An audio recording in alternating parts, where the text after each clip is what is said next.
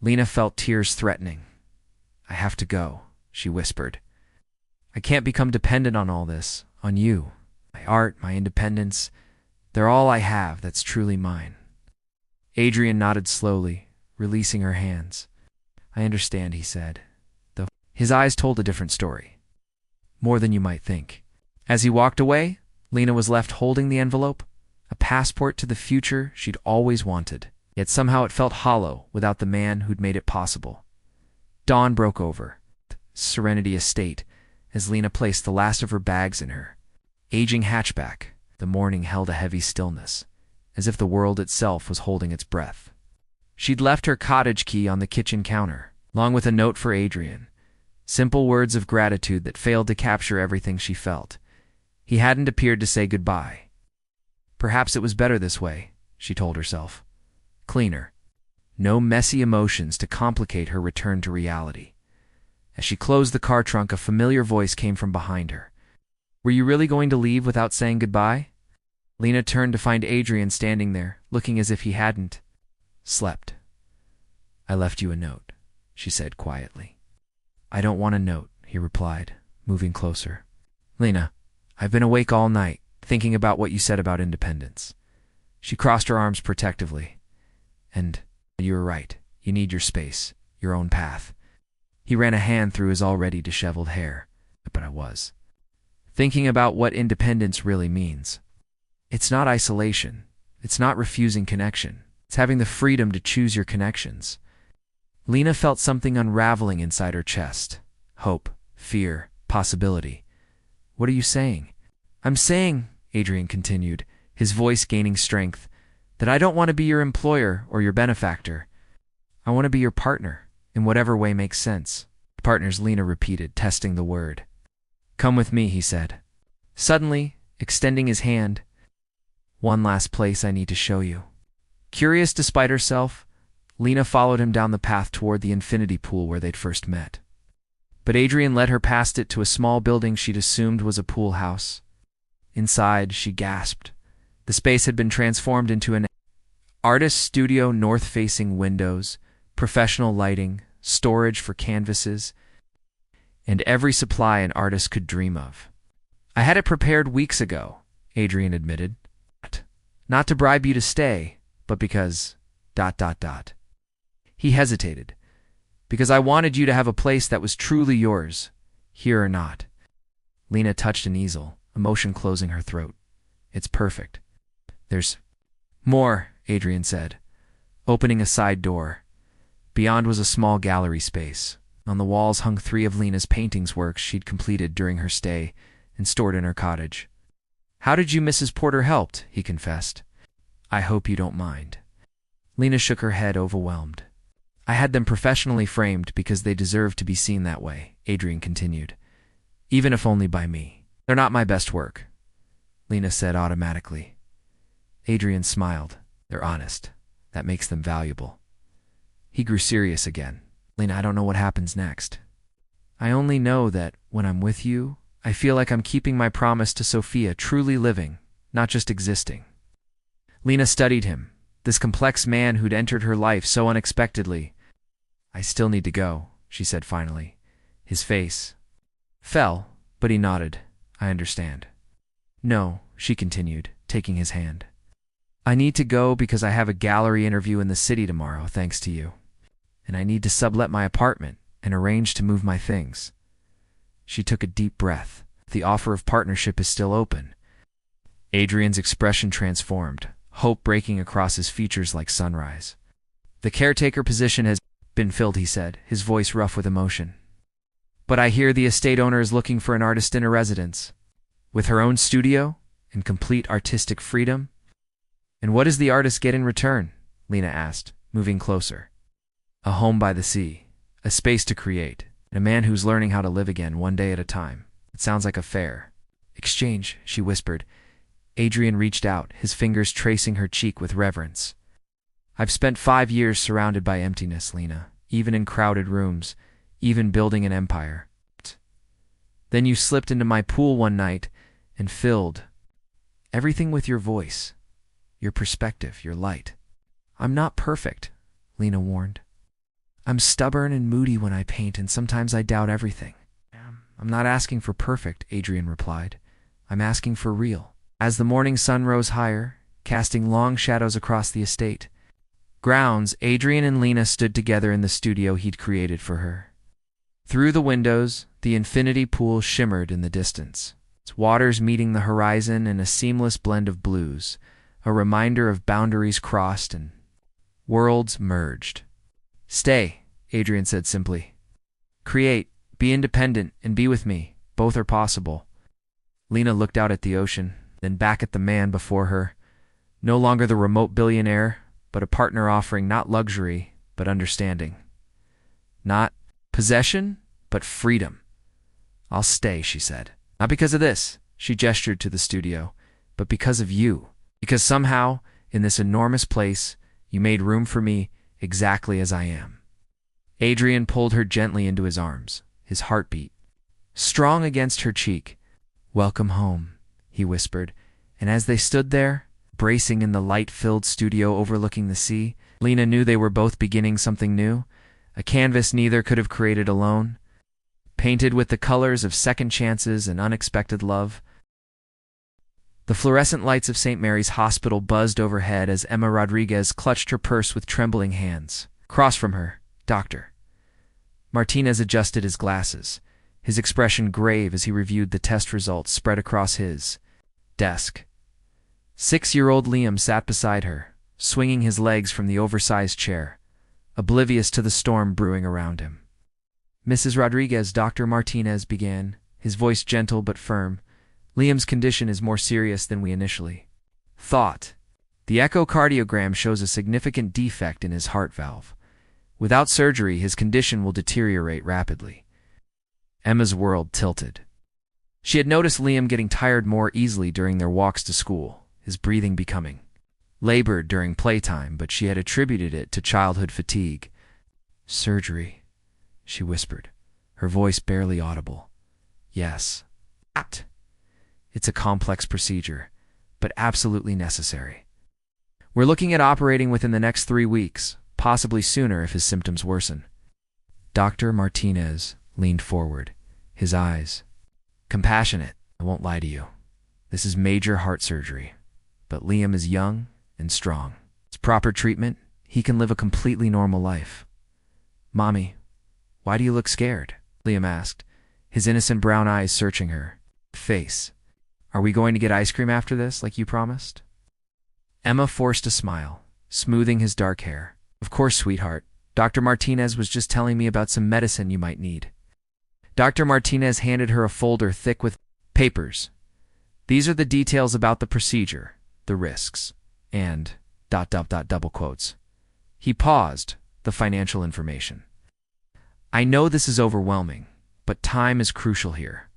That evening, after tucking Liam into bed with extra stories and kisses, Emma sat at her kitchen table, surrounded by medical bills and insurance papers.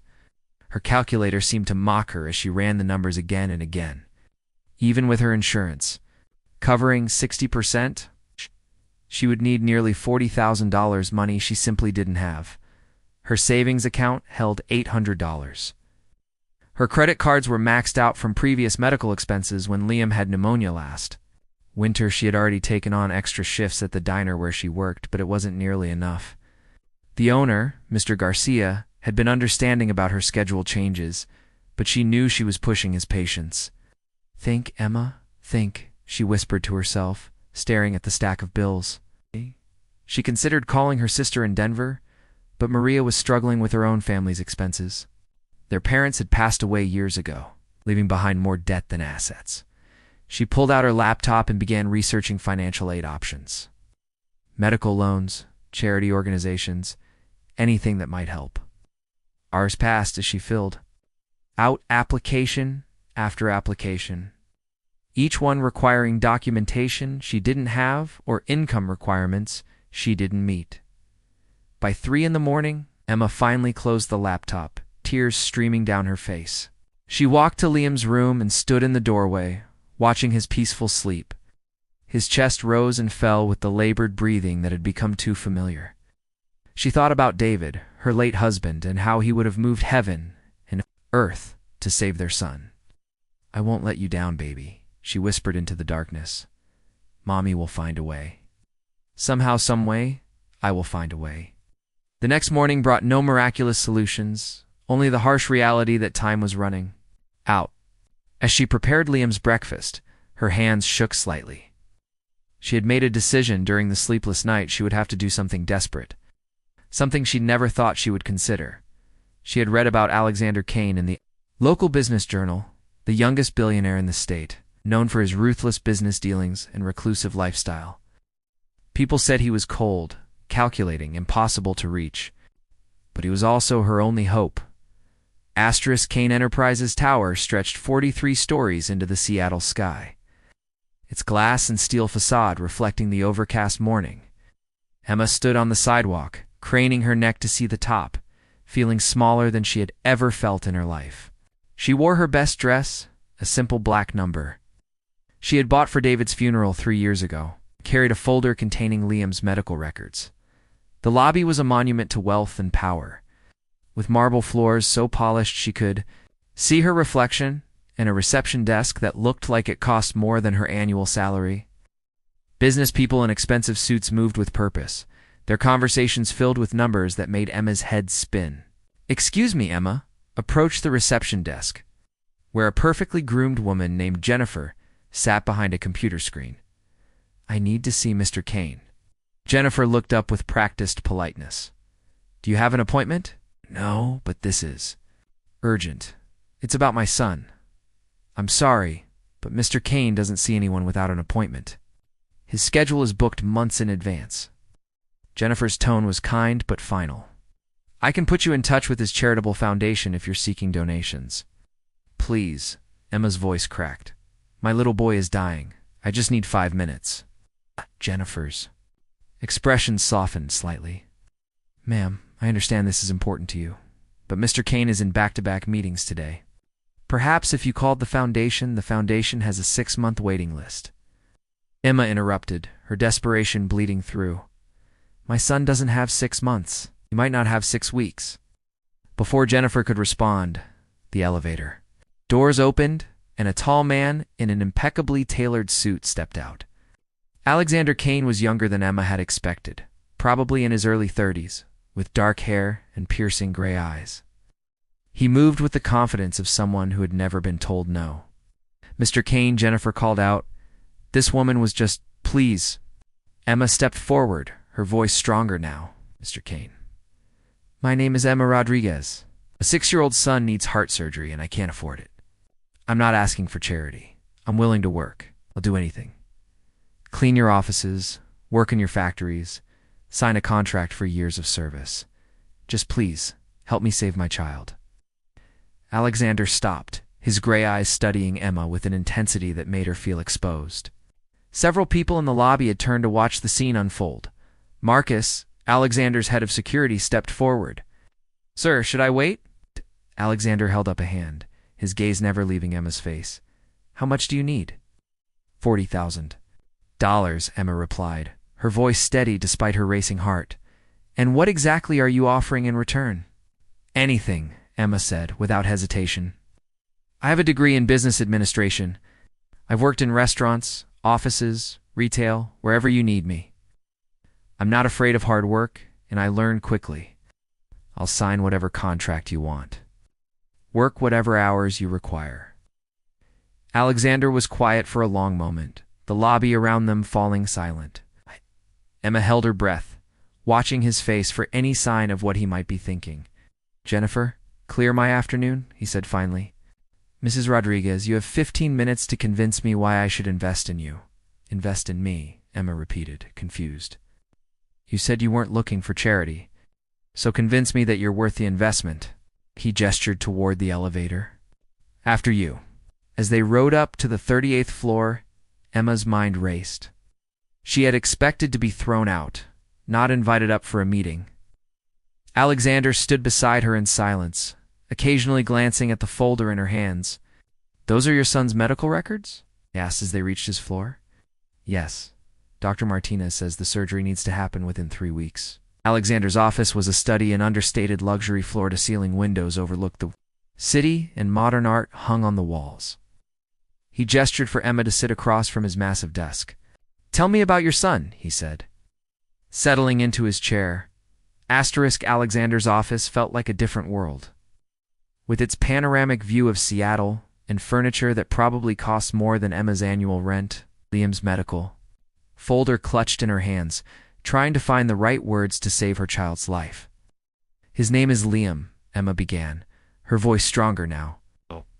"He's 6 years old, and he loves dinosaurs, superhero movies, and building block castles. He wants to be a paleontologist when he grows up because he thinks finding dinosaur bones would be the coolest job in the world." Alexander leaned back in his chair, watching her intently. Emma opened the folder, spreading Dr. Martinez's reports across the polished desk. "He has a severe heart valve defect. It's gotten worse over the past few months. He gets tired easily, has trouble breathing during physical activity. Dr. Martinez says without surgery, his heart will fail within months. And you're a single mother? Widowed. My husband David died in a car accident 3 years ago. It's just been Liam and me since then." Emma's voice caught slightly, but she continued. "I work at Lorenzo's Diner downtown. I've been there too. Years, and Mr. Garcia has been understanding about my schedule. But waitressing doesn't exactly pay enough for major heart surgery." Alexander studied the medical reports, his expression unreadable. "These numbers, ... This is a complex procedure. Dr. Martinez is one of the best pediatric heart surgeons on the West Coast. He's confident about the surgery's success, but..." Emma's voice trailed off as she saw Alexander calculating something on his phone. $43,800, Alexander said, looking up from his screen. "That's the total cost, including post-operative care." Emma nodded, surprised by his precision. "My insurance covers about 60%, leaving you responsible for roughly $17,000, not $40,000 as you mentioned earlier." Emma flushed. "There are other expenses, time off work, Liam's?" "Recovery care. Medications not covered by insurance. I need to be realistic about the total cost." Alexander stood and walked to his window, hands clasped behind his back. The silence stretched until Emma began to worry she had somehow offended him. "I have a proposition for you, Mrs. Rodriguez," he said without turning around.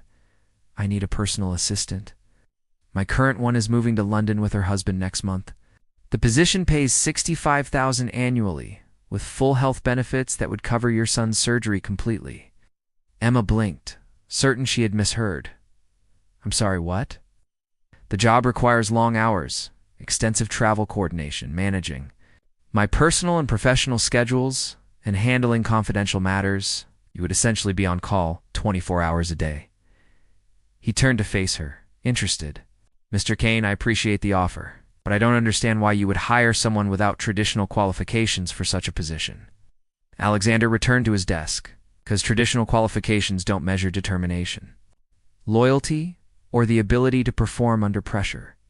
Your willingness to walk into this building and offer years of service to save your child tells me more about your character than any resume could. Emma felt tears threatening. "This is incredibly generous, but I need you to know that I have no experience as a personal assistant to someone like you. I don't know the first thing about managing a business executive's life. You'll learn.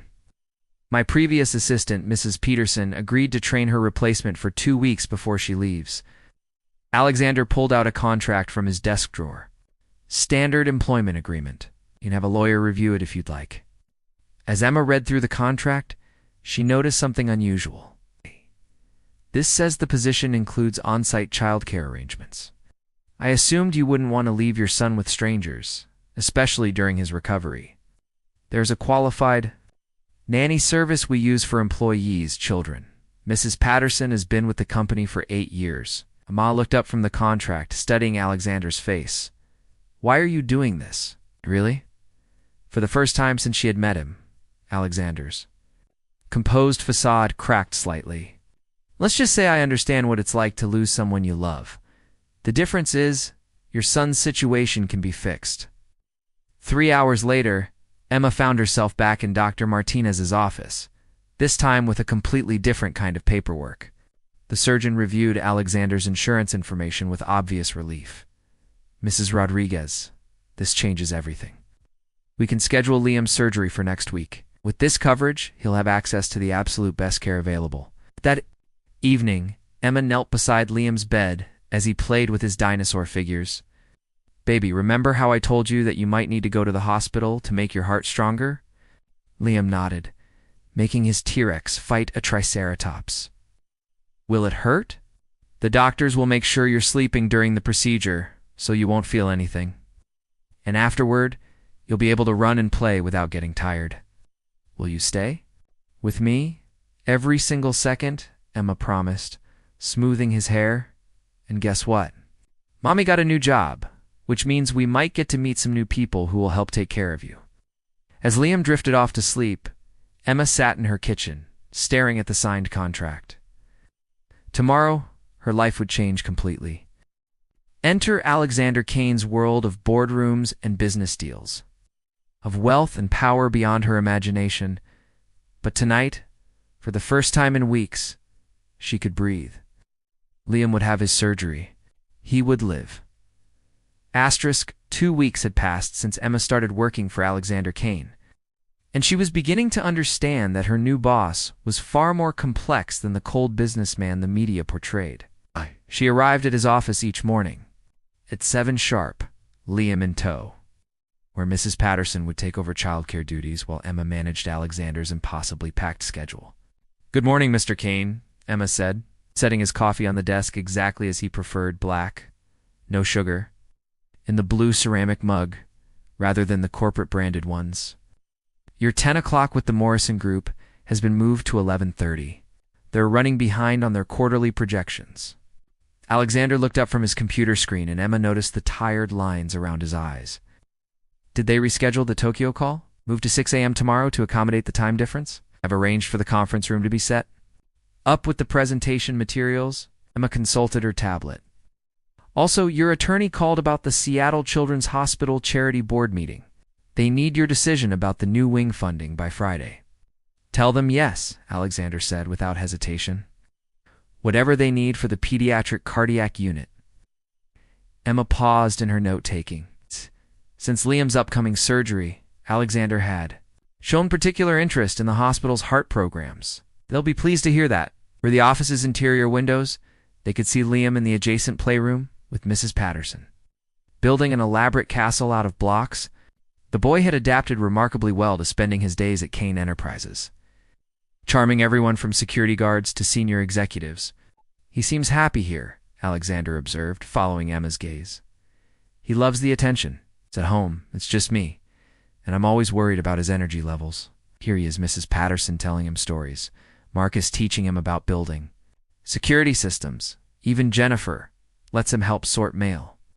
Alexander smiled, a rare, genuine expression that transformed his entire face. Marcus taught him about security systems. Liam now believes he's the building's official security helper. Yesterday, he informed a delivery driver that he needed to show proper identification before entering. Emma chuckled. The driver was so charmed he showed Liam 3 different forms of ID. Their comfortable routine was interrupted by Alexander's phone. "Yes, Jennifer," he answered on speaker. "Mr. Kane, Dr. Martinez is here to see Mrs. Rodriguez. He says it's about Liam's surgery." Emma's heart jumped. "Send him up, please." Within minutes, Dr. Martinez entered the office, his expression serious but not alarming. "Mrs. Rodriguez, Mr. Kane, thank you for seeing me. Wanted to discuss Liam's surgery, which is scheduled for tomorrow morning." Alexander gestured for the doctor to sit. "Is there a problem?" "Not a problem, but an opportunity. Dr. Rebecca Chen from Johns Hopkins is in Seattle this week for a conference. She's one of the world's leading specialists in pediatric cardiac surgery. I've asked her to consult on Liam's case, and she's agreed to assist with the procedure." Emma felt her legs weaken. Is that... Is that good news?" "Exceptional news, doctor. Chen has performed this exact surgery over 300 times with a 98% success rate. Having her involved essentially guarantees the best possible outcome for Liam." After Dr. Martinez left, Emma found herself staring out Alexander's window. overwhelmed by the generosity surrounding her son's care. "I don't know how to thank you for all of this." "You don't need to thank me," Alexander said quietly. "Already given me more than you realize." Emma turned to face him. "What do you mean?" Alexander was quiet for a long moment, his fingers drumming against his desk. 3 years ago, I lost my younger sister Rachel in a climbing accident. She was 22, full of life, wanted to change the world. After she died, I threw myself into work, built walls around everything personal. Emma felt her heart ache.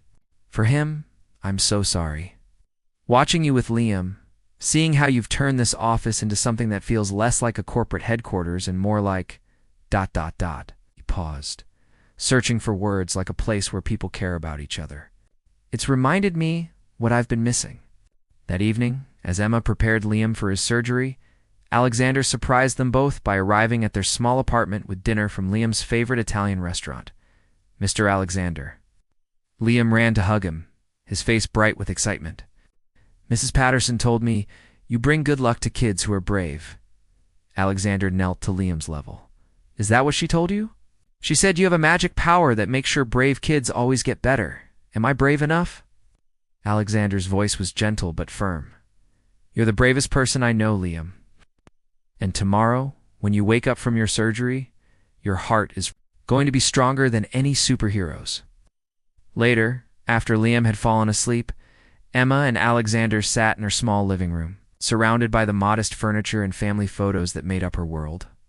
"You didn't have to come tonight," Emma said softly. "Yes, I did." Alexander looked around the room, taking in the pictures of Emma, David, and baby Liam. "This feels like a real home. My penthouse has $1 million view and furniture that belongs in museums, but it's never felt like this." Emma studied his profile in the lamplight. "What does it feel like?" "Empty," he admitted. "Until recently." Their eyes met across the small space between them, and Emma felt something shift in the air. Here was this powerful, wealthy man who could have anything he wanted, and he was telling her that her little family had given him something his money couldn't buy. "Emma," Alexander said quietly, "whatever happens tomorrow, I want you to know that Liam isn't the only one whose life you've saved. Asterisk.